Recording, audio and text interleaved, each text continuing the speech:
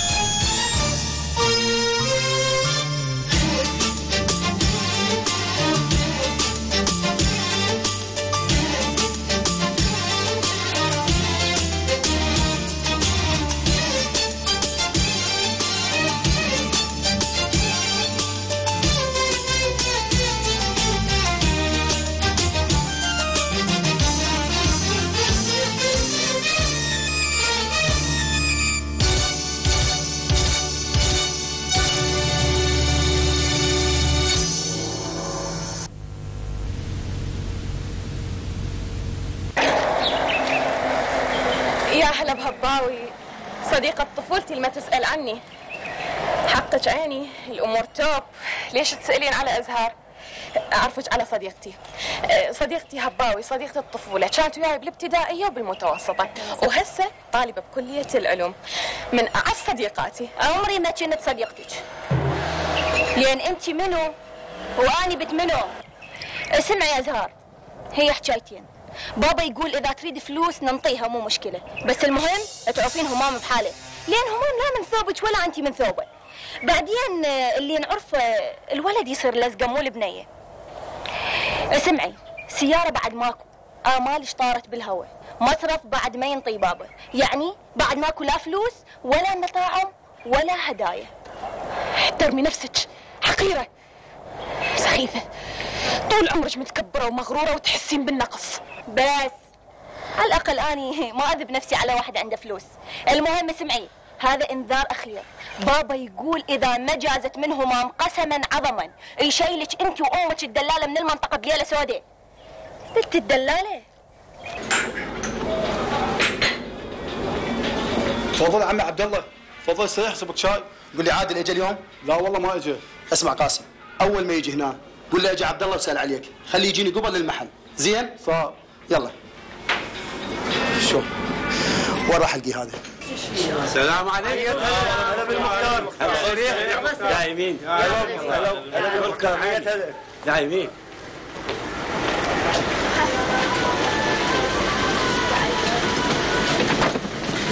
عمي هلا عمر خدمه. سلامتك حنوش.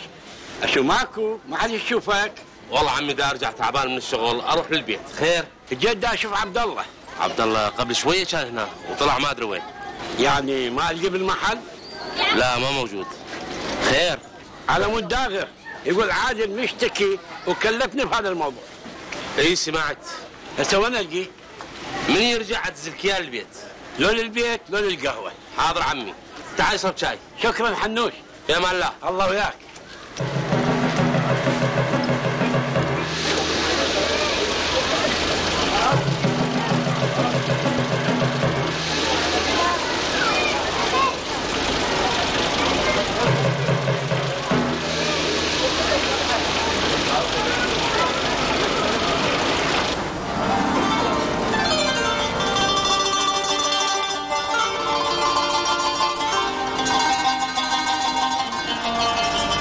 موتها لنفسك.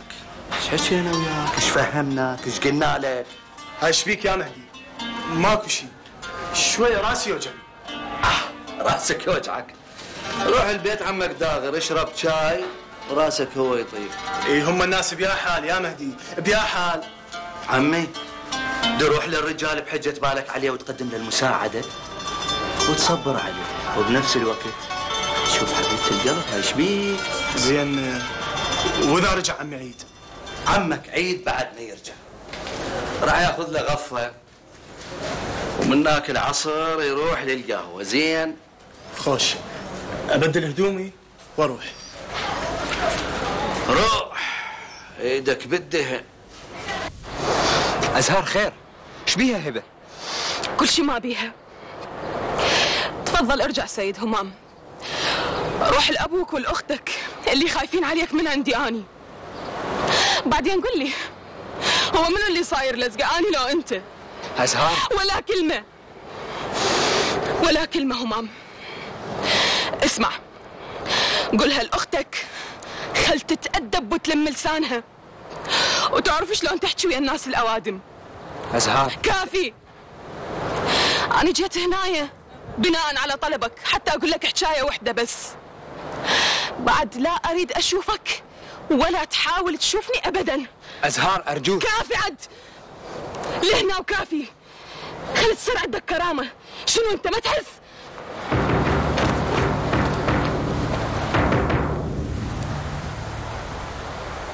الله يسعدك عم ذنون. هلا اقول عمي قبل لا تقول رايك فد سمجتين من هذا الزين الثقيل. بس شوية الوقت تلقين يمك، بس عندي شوية شغلة صغيرة يمك.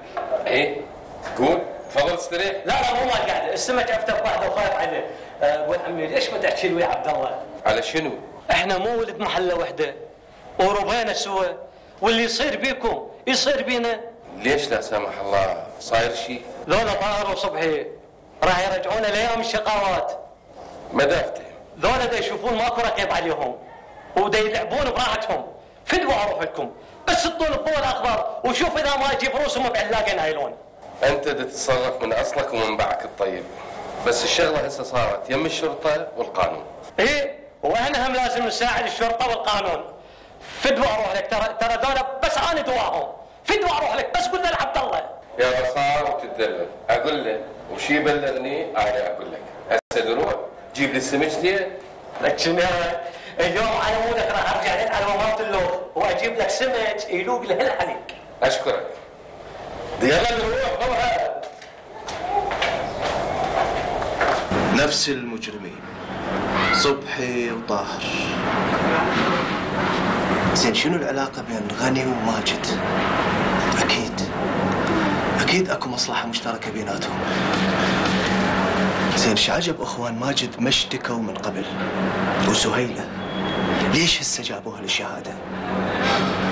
وعلاقة هذا داغر بجريمة ماجد شنو؟ وليش ما طلبوه للشهادة؟ هاي الدعوتين الدوخ يراد لها بال صافي من نال باكر. الله كريم.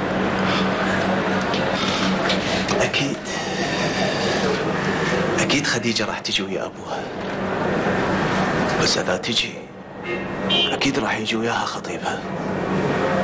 بس لا، هذا مو خطيبها وأنا متأكد من هذا الشيء. هسه خطيبها لو مو خطيبها أنا ياهو مالتي. ليش تتدخلين بخصوصياتي؟ ها؟ بابا قال. بابا شعني بهاي الامور، اللي هذا من عندي وصار، بعد شي يريد من عندي؟ بعدك شايل اسمه، بعدك همام نجيب. همام نجيب بالاسم، مو بخصوصياتي وعلاقاتي. اي علاقات هذا استاذ؟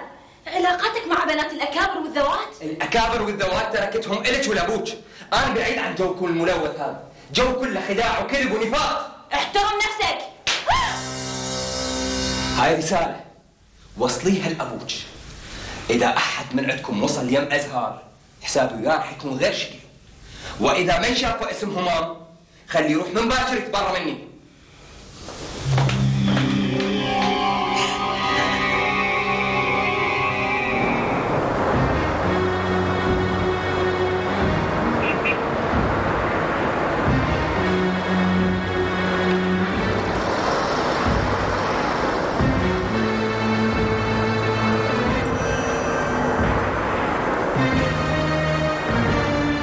وين صار عادل؟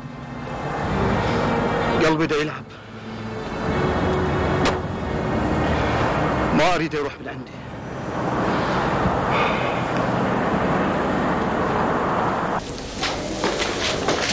وقف وقف، شو؟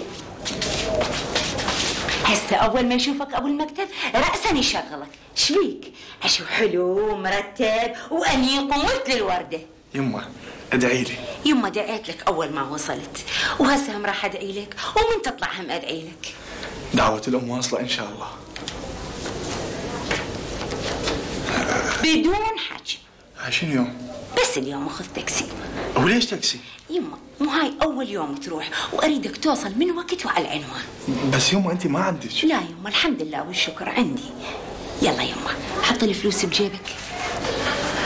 في مال الله يوم. الله وياك. يا رب يوفقه.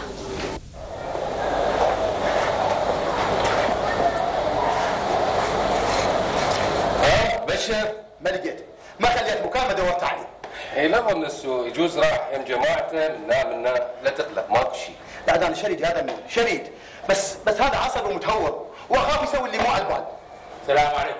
عليكم السلام. عليكم السلام. عبد الله المختار اجى عليك المحل وقلت له ما موجود، قال لو يجي لون البيت لون القهوه. هسه شلون عمي؟ إنا لله وإنا إليه راجعون. زين أنت عندك شي ضامة؟ فهمني حتى ندبر الحال. أنا كل شيء ما عندي، أنا لا شفت أحد ولا شفت اللي صار. هاي هي. بعد ليش مقهور؟ سهلة إن شاء الله.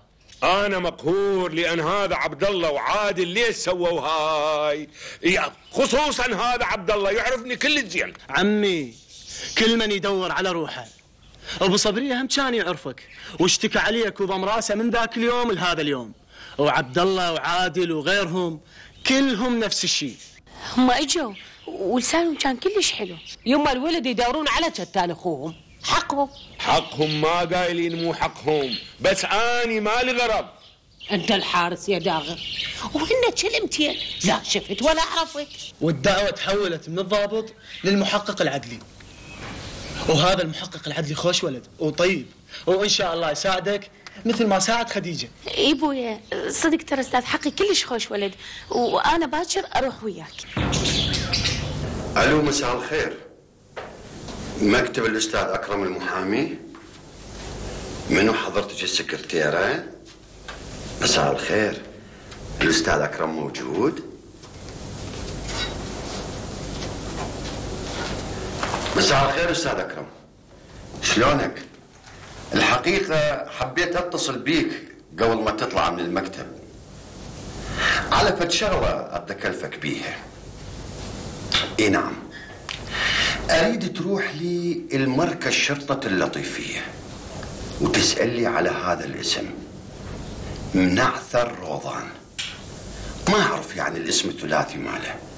اي نعم، منعثر روضان. تسال لي عنه، شكوا عليه دعاوي، مشاكل، قضايا، كلها اريد تحصل لي اياها، واكون كل السعيد لو تستنسخ لي اياها وتجيب لي اياها. نعم، الشغله انا اقول لك بعدين. اشكرك. مع السلامة. طبعا لازم نحمي نفسنا. تفضل. السلام عليكم. عليكم السلام.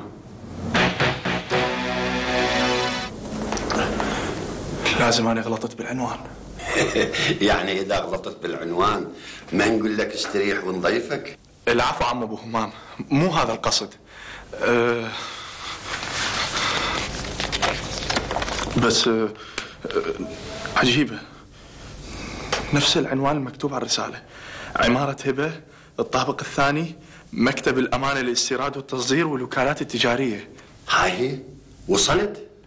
العفو أبو همام، اسمك ما مكتوب على العنوان، بس أبو همام، وبصراحة يعني ما اجى ببالي حضرتك. وهاي الرسالة منين؟ من أبو ولد صديقي وياي بالكلية. استريح وليدي.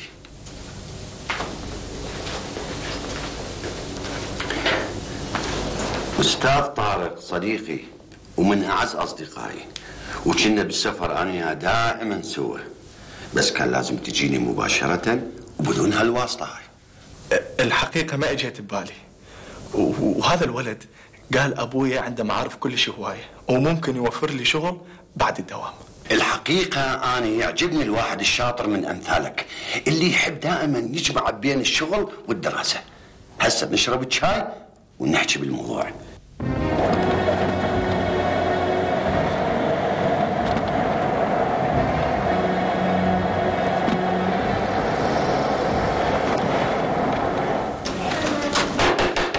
منو؟ أنا عبد الله مختارنا.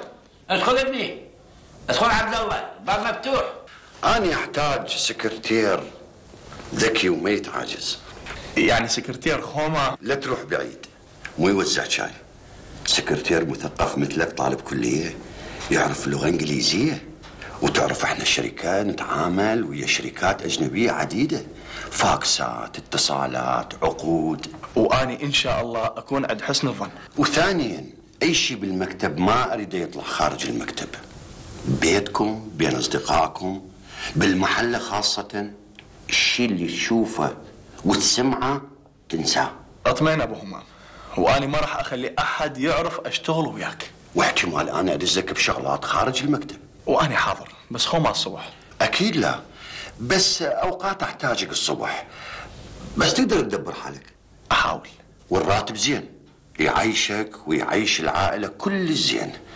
يا معود أبوك الله يرحمه كان خوش آدمي وما مأذي أحد بالمحلة الله يرحمه.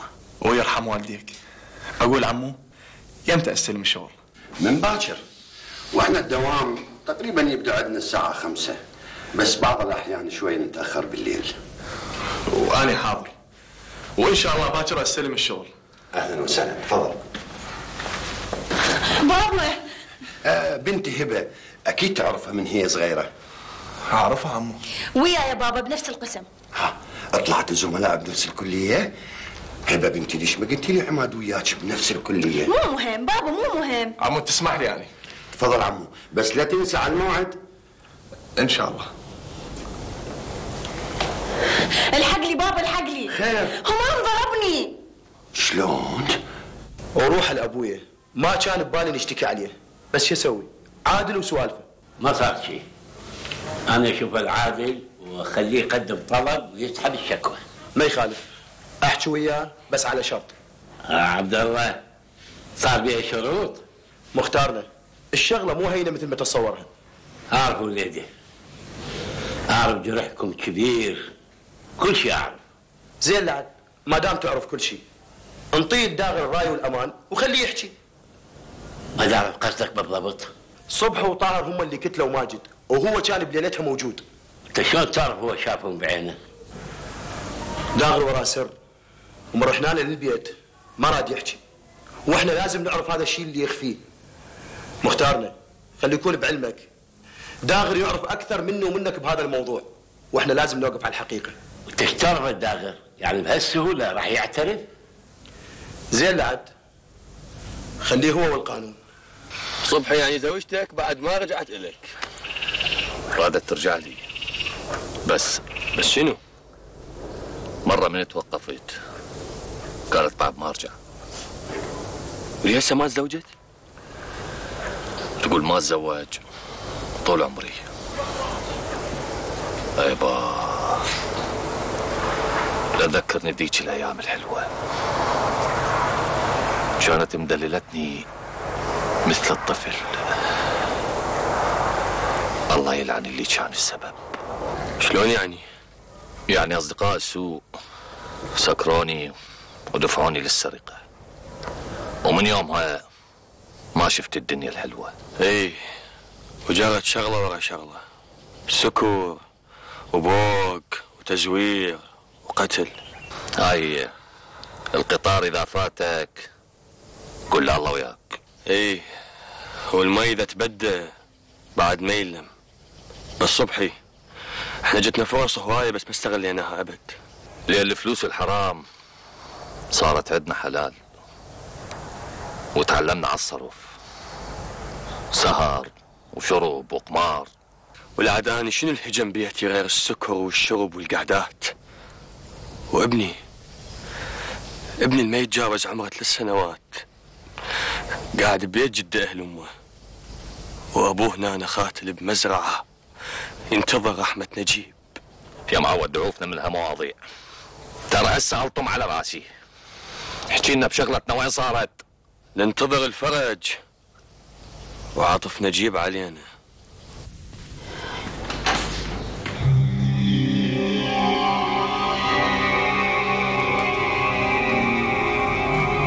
وش بيك يمه؟ من جيتي لي هسه بس تبكين؟ احكي شبيك؟ بنيتي احكي لي، وكان امك قولي لي واقعه بورطه متعاركه ويا حد، زين مفصوله من المعهد، زين احد متحرش بيك؟ يا مو صوتك، صوتي انا لح عليك. اي والله صوتي ماني طبك مرض.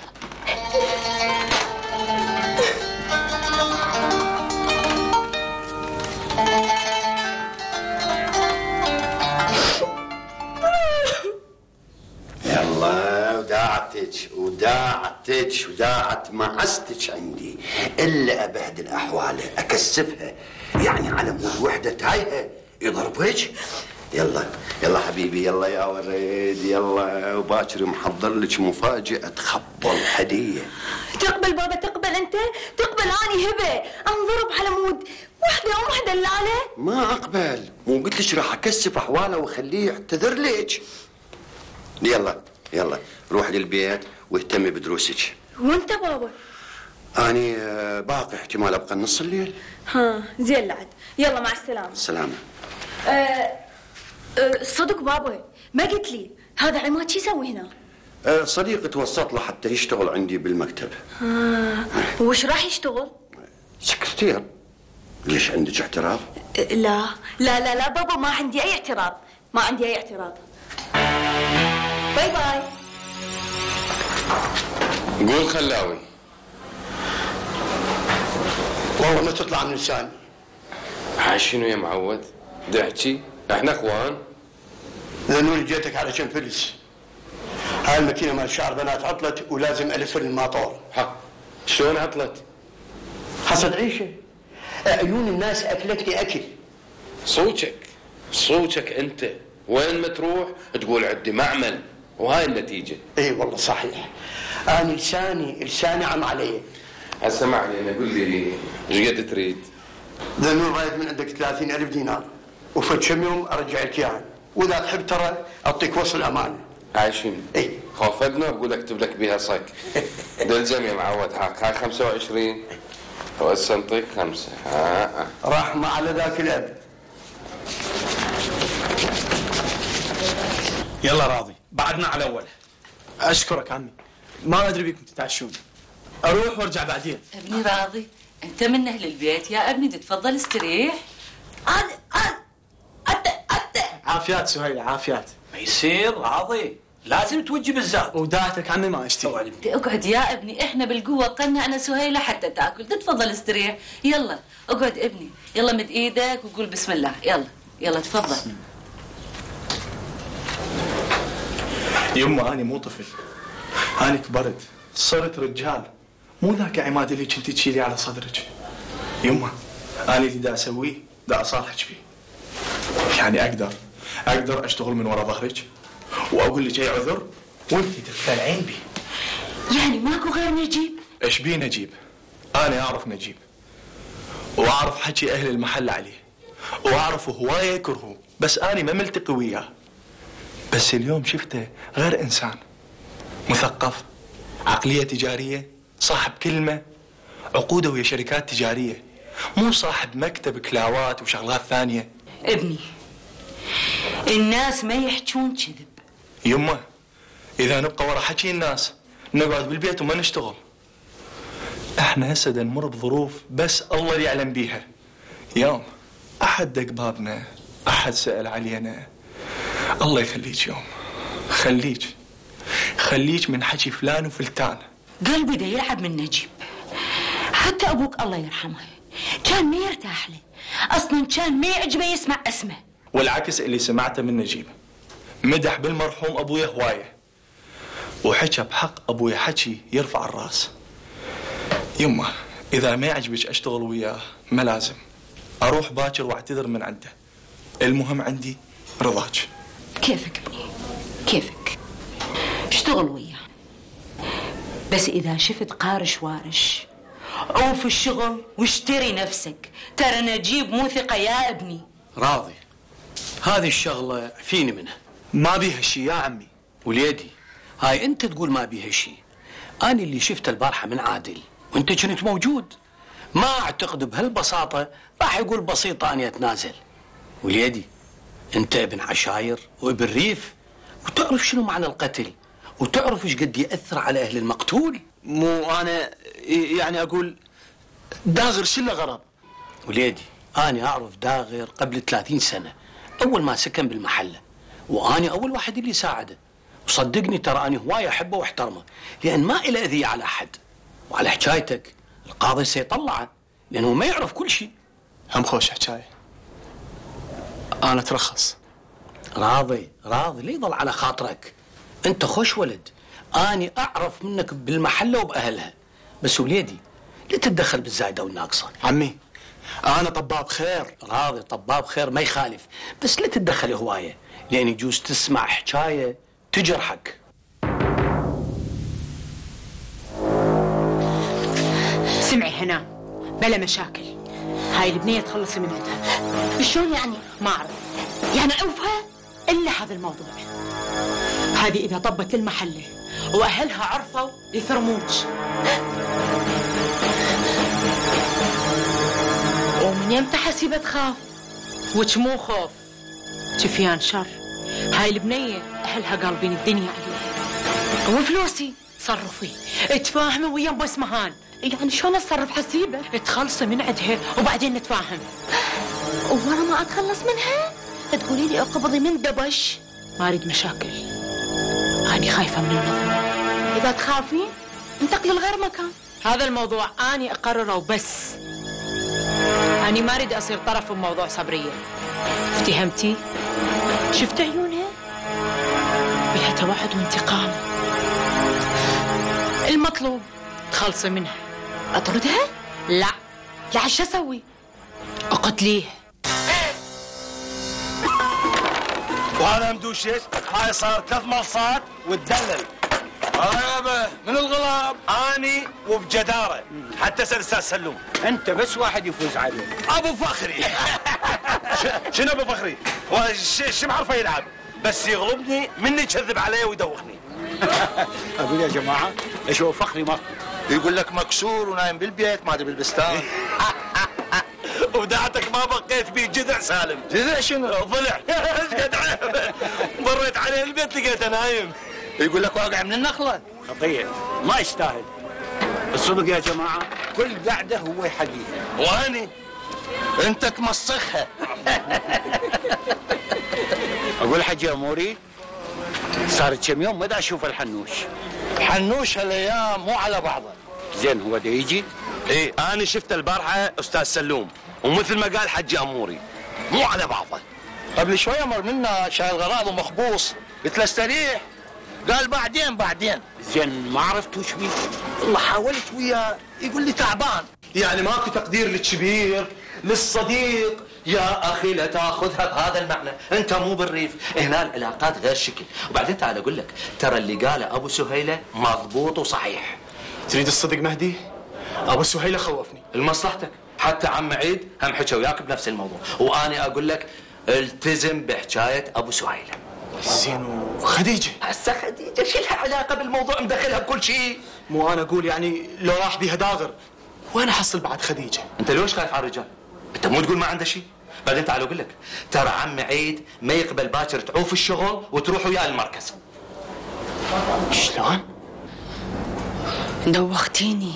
عمي سمع مني هذه وراها مشاكل وطلايب. بس مو اقتلها. شوفي من يقتلها، هذه احسن طريقه.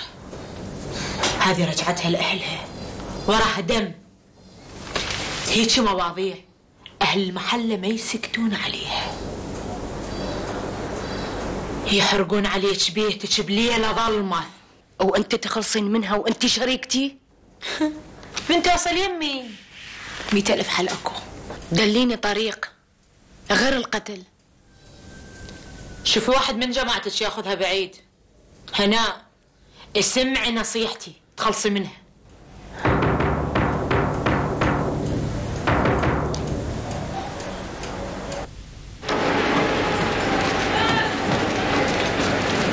الله يسعدك. هلا ومرحبا. قل لابراهيم الصناديق كلها وصلت. اي زين. هاي المفتاح.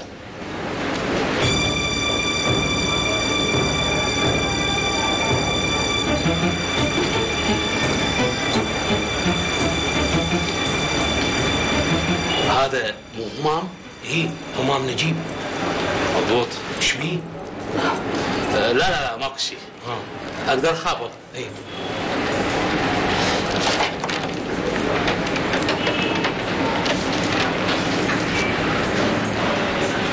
الو، عمي نجيب موجود؟ زين صديق. شكرا. خابط مرة ثانية. براحتك.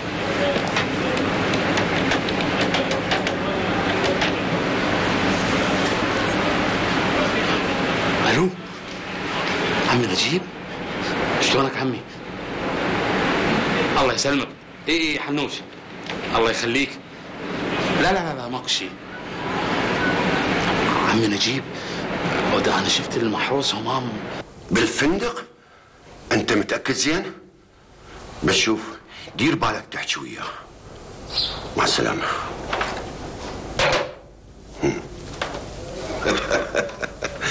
قمت تدور فنادق شعبيه وقريبه على بيت الدلاله. بس ما تعتقد سيد همام طلعت هوايه عن الطريق؟ هذا شلون حكي يا حجي؟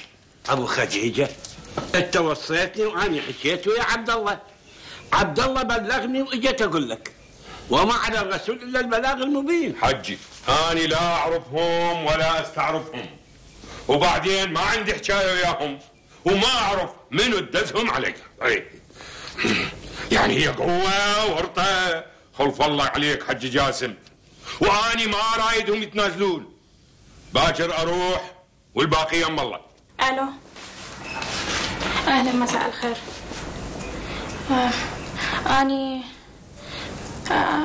اني خدامه هنا. اي اسمي نعام. اي جديده. حضرتك منو؟ اهلا ابو غايب. ماشي. اي من تجي اني اقول لها. شنو؟ وانت ايش عليك؟ اذا حلوه واذا ما حلوه.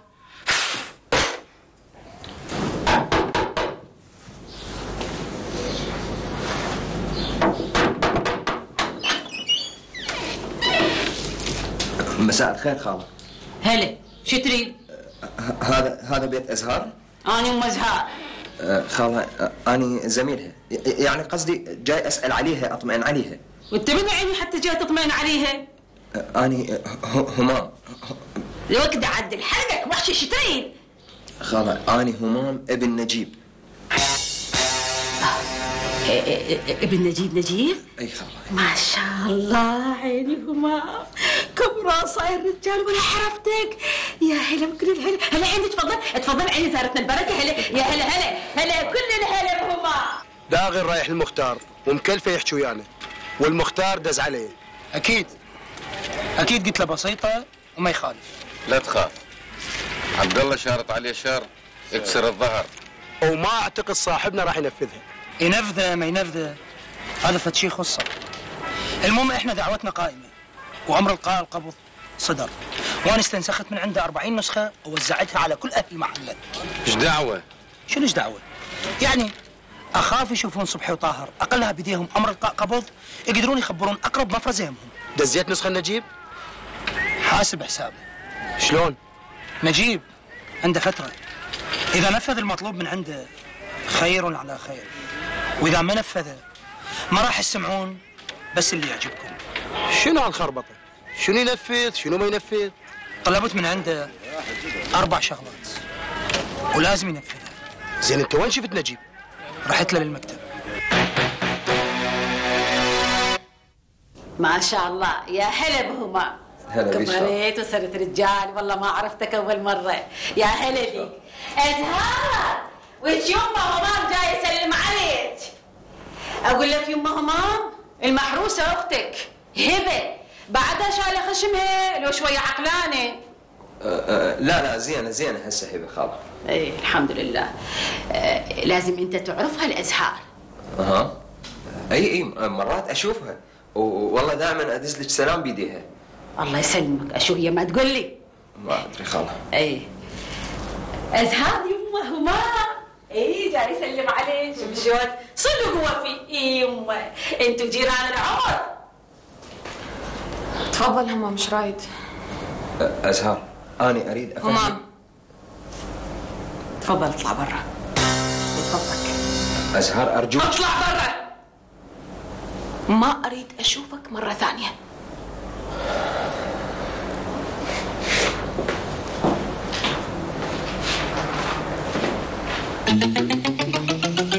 أنا كل شيء مفتهمي.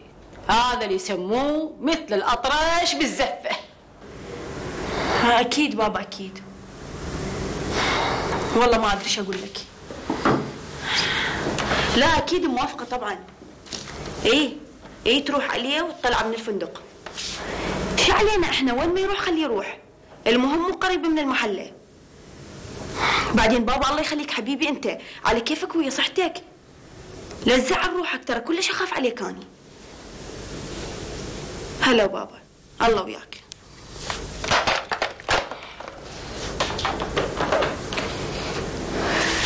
هذا أكيد تخبل، يعني معقولة يتحدى بابا وبالنتيجة هو الخسران.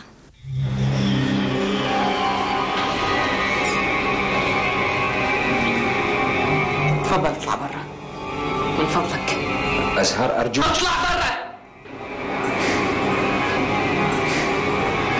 لعد انت هم لازم تترك البيت، افتهمت؟ ما عندك بعد اي وجود هنا.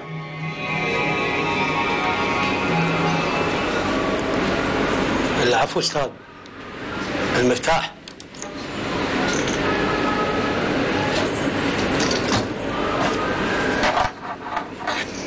ولك ازهار هذا ابن نجيب، ابن الحسب والنسب، ابن الناس الزناقين واقع بغرامج، وانتي تتبطرين على هذا الكنز، تدفعين هذا الخير من قدامك. اي مو انتي مثل ابوك كان يموت على الفقر، فقر ابن فقر، وانت طالعه عليه. وش الولد جاي ورايدك، شلون تطرديه؟ شبيه وياك؟ غلطان وياك. يما الله يخليك كافي عد، مو اكلتي لقلبي. حرام عليك هذا الحكي اللي تحكي، حرام. وش غير افتهم الموضوع شنو؟ انت ما عليك، موضوع ما يخصك، ان شاء الله مو يمك، شو عليك؟ يا وش شلون ما يخصني؟ أنا ورا اللي شفته قامت حسبة توديني وحسبة تجيبني. شوفي يما، حتى لا أدوخك ولا تدوخيني. كانت بيني وبين همام علاقة وانتهت. ارتاحيتي هسه وشفتي بعينك. طردت قدامك من البيت. يما كافي عتعوفيني. اريد انام. تعبانة مريضة. طلقة تايهة ان شاء الله. كانت بيدي وبينها علاقة وانتهت. فقر بنت الفقر مثل ابوها. شوية بمزيقين عيني يسوي لك حساسية. ما متعودين على فلوس. اخ لو كنت تدري كان اقص لسانك قبل ما اطردي للولد. اخ بنت الفقر.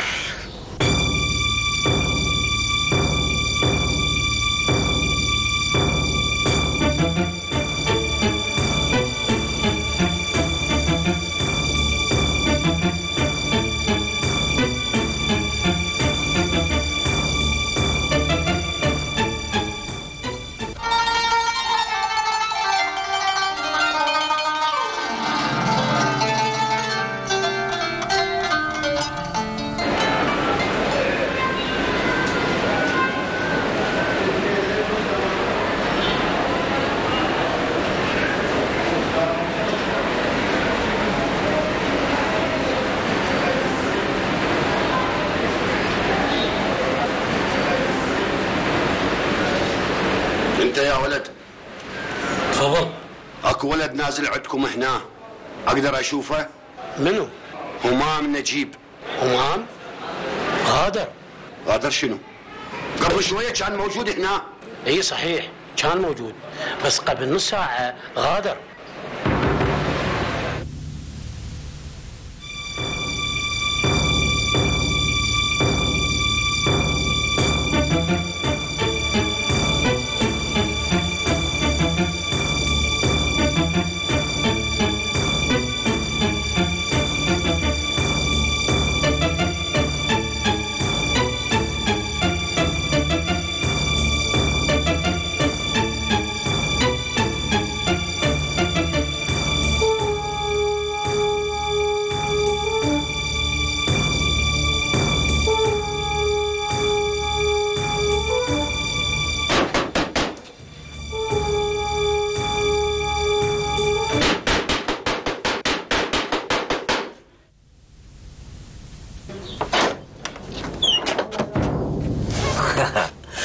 الله يساعدك عين ابو سهيله.